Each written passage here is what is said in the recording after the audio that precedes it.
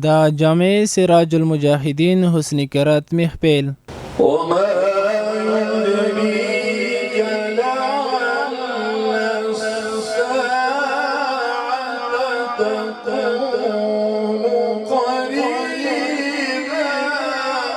یاد محفل چې د منګسو د جامع سراج المجاهدین په مدرسه کې جوړ شوی و، پکې ګڼ شمېر دیني علماء کرامو، طالب العلمانو، کاریانو او د سیمې عامو خلکو ګډون کړی و.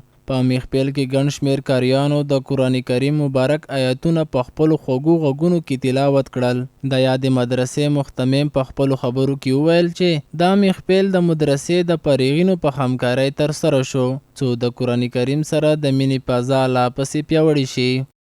موږ د دې یو موخه دا وه چې خلکو د محافلو سره تعلق جوړ شي، او دویمه د دې مقصود لوی دا و چې موږ د محافل خلکو ته وړاندې کړو.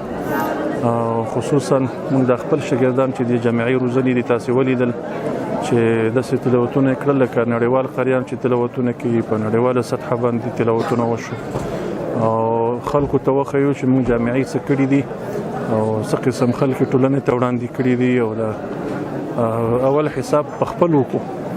بل لور ته محفل ته راغلي کاریان دا ډول محفلونه ګټور یادوي او وایي چې دا دې ډول پروګرامونو زیاتوالی اړین دی ترڅو هغه کاریان چې په قرات کې ستونزې لري خپلې نیمګړتیاوې حل کړی شي. چې الحمدلله داسې پروګرامونه تشویقي پروګرامونه باید نور هم ډیر شي ترڅو دغه نوی نسل په آینده کې قرآن کریم طرف ته تشویق شي، راوبلل شي، دعوت شي، او نو په خوشاوازۍ سره چې کوم رقم ته صنع بسحر نه چې کوم مقامات او لهجات عربي لهجات چې کوم مراد شوي دي د هغې مطابق قرآن کریم ووایي ترڅو د قرآن کریم نور هم ښایسته شي، لکه څنګه چې نبي کریم صلی الله علیه وسلم فرمایي چې اقرأوا القرآن بلحون العرب واصواتها. تاسو قرآن کریم وایي د اهل عربو په لهجو او وزنو کې. او الحمدلله موږ ډېر څه ورنه زده کړل.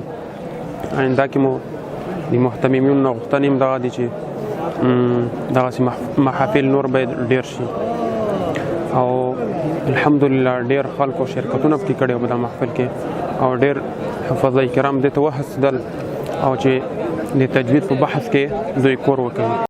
دا یادول وړ ده چې تر دې وړاندې هم د خوست په بېلابېلو مدارسو کې ورته محفلونه جوړ شوي چې د هېواد د کاریانو پر ګډون سربیره بهرنیو کاریانو هم پکې برخه اخیستې.